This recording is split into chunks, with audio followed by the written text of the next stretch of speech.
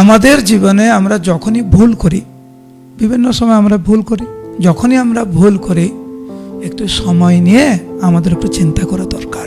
কেন ভুল করলাম, কিভাবে ভুল করলাম, এবং ওই ভুলগুলো কিভাবে সংশোধিত হবে আমাদের, এই বিষয় নিয়ে যদি আমরা একটু চিন্তা না করি তাহলে কিন্তু অগ্রগতি খুব কষ্টকর।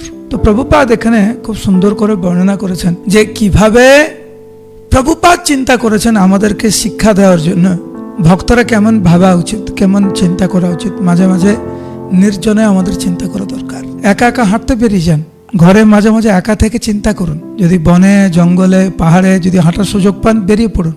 সকালবেলা মানুষজন কম, রাস্তায় বেরিয়ে পড়ুন। সাবধানে হাঁটবেন, কানে হেডফোন লাগিয়ে না, তাহলে অ্যাক্সিডেন্ট হবে।